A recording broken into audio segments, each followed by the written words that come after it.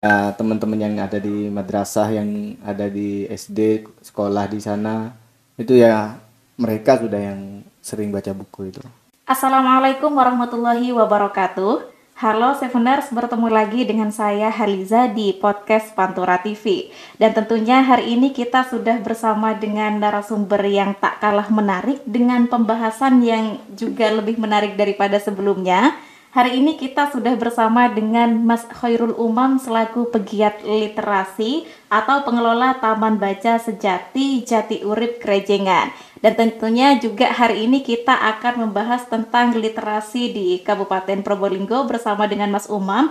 Perlu diketahui juga Mas Umam ini adalah salah satu lulusan dari UIN Sunan Kalijaga, Jogja. Betul begitu Mas ya? Sebelumnya kita sapa terlebih dahulu Mas Umam. Assalamualaikum, apa kabar nih Mas Umam? Waalaikumsalam, alhamdulillah baik. Alhamdulillah baik ya. Sepertinya tadi masih sibuk ya habis ngajar. Iya, mencerdaskan anak bangsa. Waduh, mencerdaskan anak bangsa sama dengan motonya pantura7.com ini.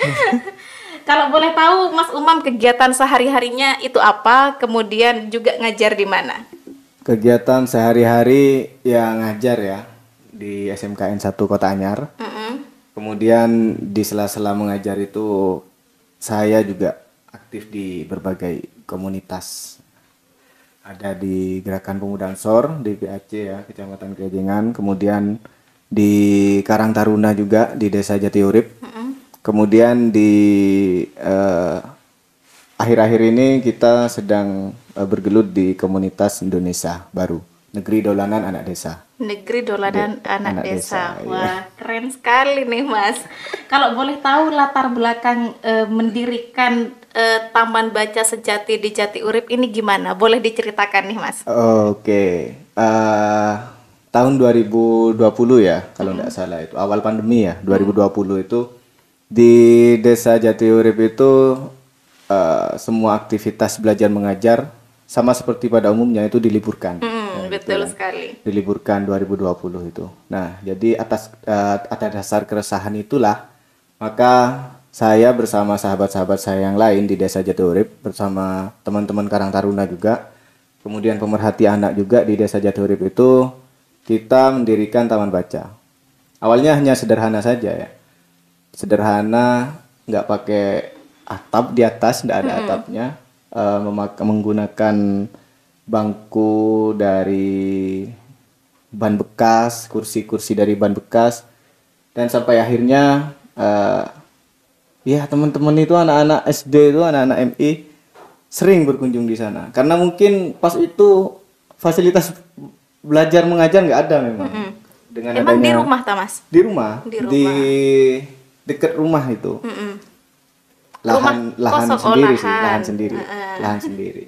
Jadi ada lahan yang memang nganggur itu, ada inisiatif kayak gitu ya, gas lah gitu kan. Gas, ada ban bekas di rumah kita pakai untuk kursi, kemudian ada kayu-kayu nggak dipakai kita pakai buat erak itu sudah sederhana. Sampai akhirnya dari Dinas Perpustakaan itu Bu Nuring ya, itu sempat main ke sana. Lo sempat survei juga ke lokasi. Sempat survei. Wah, keren nih. Kemudian selain Bu Nuring juga dulu datang Ketua Karang Taruna Kabupaten Probolinggo. Itu siapa? Perempuan itu, lupa namanya. Luar biasa sekali nih Mas. Kalau boleh tahu sekarang Mas Umam usianya berapa sih? 26 kayaknya. 26. 96 ya, 26. Kalau boleh tahu juga Mas Umam udah berkeluarga apa belum nih? Belum. Oh, belum. Nah, kalau belum berkeluarga, apa ini juga salah satu tujuan Mas Umam mendirikan Taman Baca ini buat cari jodoh? Enggak, didoakan saja. Didoakan Didoakan saja. saja. Didoakan saja. Iya betul. Kemudian nih Mas, sasarannya membentuk Taman Baca di sana apa hanya anak-anak saja? Apa dari anak-anak SMK ataupun kuliahan yang hadir ke sana? Yang hadir itu kami memang dikhususkan, yang hadir itu adalah teman-teman anak-anak yang usia SD sampai MI. Usia SD sampai MI. Usia SD sampai MI. Dan kebetulan kan juga kita itu di sana ada program Desa Layak Anak. Jadi untuk menghapus pekerjaan anak di desa itu biar anak-anak tidak ikut campur masalah di sawah. Kemudian kalau kan banyak itu kan ya anak-anak yang musim tembakau ya utamanya ya. Itu ikut banyak ke sawah. Apalagi pandemi libur sekolah Mas ya. Nah, itu. Makanya untuk mengantisipasi itu jadi berdirilah taman baca dan kegiatan-kegiatan lain. Seperti Luar itu. biasa sekali. Kalau boleh tahu sekarang krunya Mas Umam ini udah ada berapa orang sih komunitasnya? 10 orang lebih ya. 10 orang lebih. Kalau dari Desa Jatiurip sendiri 10 orang lebih. Mm-mm. Dan taman baca itu tiap hari Mas ya geraknya? Maksudnya Tiap hari kegiatannya? bukan kegiatan, tiap hari ada tapi kegiatannya itu 1 minggu 1 kali. Oh, satu minggu satu kali. Apa tuh kalau boleh tahu kegiatannya? Kita ada sanggar belajar kan, ada sanggar belajar. Nah ini yang lupa, awalnya itu berawal dari sanggar belajar itu. Sanggar belajar setiap 1 minggu 1 kali. Mm-mm. Nah buku-buku sudah ada dan anak-anak itu saya rasa kalau mau pinjem buku kemudian mau baca buku di tempat masa masih nunggu 1 minggu 1 kali itu. Iya kan? Betul. Itu ya akhirnya coba kita dirikan taman baca, buku-buku taruh di sana. Dan ya benar memang teman-teman itu anak-anak kecil itu ke sana gitu setiap hari. Sambil baca buku, Sambil baca buku, sambil main, kadang ada yang minta didongengkan itu dulu-dulu ya. Awal-awal itu karena saya juga libur, work from home ya. Work from home. Nah, itu. Itu libur itu saya juga sering di sana. Sekarang karena anak-anak sudah masuk lagi, paling ke sana cuma hari Jumat, kemudian pulang sekolah itu, pulang sekolah untuk ambil buku, pinjam buku, kemudian dikembalikan lagi. Gitu. Masya Allah. Kalau boleh tahu juga berapa anak sih yang sudah sering main ke sana? Berapa anak ya? Udah lebih 50? Lebih. Oh, waduh. Sudah. Berarti udah lumayan besar taman bacanya ini, Tapi Mas. kan hanya di lingkup Desa Jatiurip kan. Jadi ya teman-teman yang ada di madrasah, yang ada di SD, sekolah di sana, itu ya mereka sudah yang sering baca buku itu. Wah, keren banget. Motivasinya apa sih Mas mendirikan taman baca ini? Motivasi pertama yang tadi itu karena kejenuhan anak-anak karena pandemi itu. Kemudian motivasi yang kedua karena memang tidak ada akses ya, tidak ada akses buat anak-anak untuk membaca buku. Kita kan buku-buku yang ada di taman baca itu kan buku dongeng, kemudian buku-buku cerita anak, kemudian buku gambar yang bisa digambar untuk anak di tempat, untuk dibawa pulang juga, itu ada itu. Nah, fasilitas-fasilitas yang tidak disediakan oleh desa itu, maka kami bersama sahabat-sahabat yang lain, teman-teman yang lain itu berupaya untuk mewujudkan fasilitas literasi itu dalam bentuk buku itu tadi.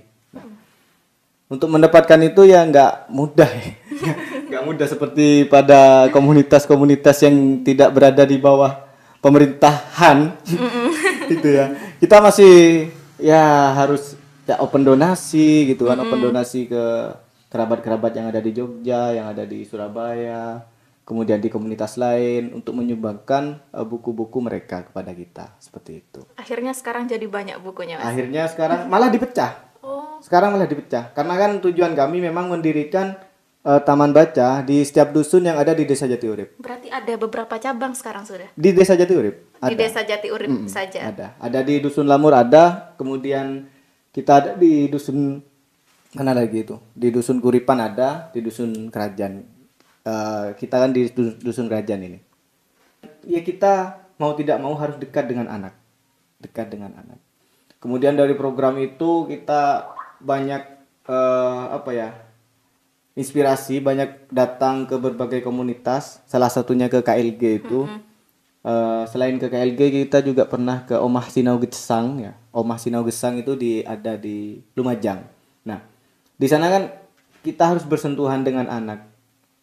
Karena seperti yang saya rasakan tadi, saya waktu anak-anak saya dulu nggak pernah kayak gini gitu loh, nggak pernah tersentuh oleh dunia permainan yang menarik. Kalau dulu kan, kalau masa saya mungkin ada permainan tradisional ya, permainan kayak kelereng atau permainan apa.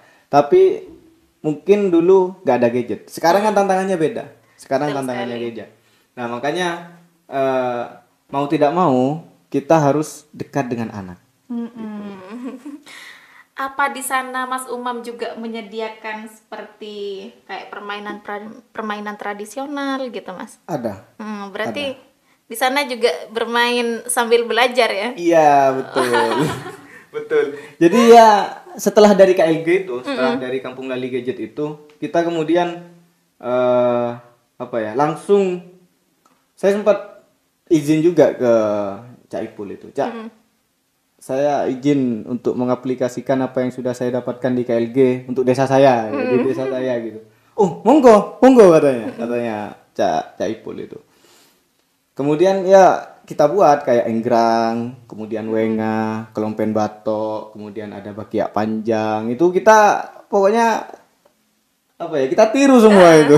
Akhirnya anak-anak suka Mas ya Akhirnya bermain. anak-anak suka. Karena kalau anak-anak fokus hanya belajar saja di kotak-kotakan dengan hafalan, otomatis mereka bosan. Bosan mereka. Bosan. Luar biasa nih inisiatifnya. Jadi pengen kesana juga pengen main.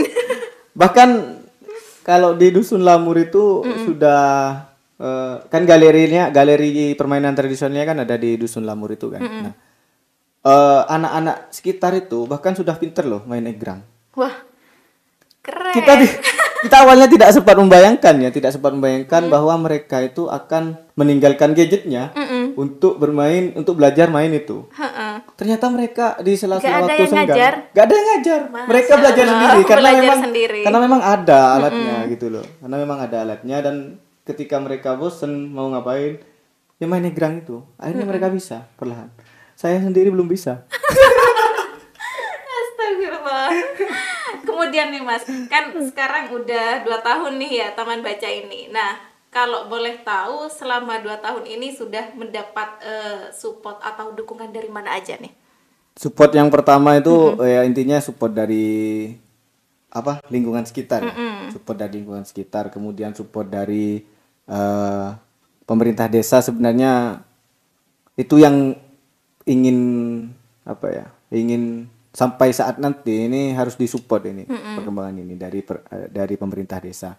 Kemudian dari kawan-kawan literasi yang lain seperti ya Cak Irfandi, Cak Ipul itu selalu memberi semangat kepada kita untuk tetap bergelut di dunia inilah gitu.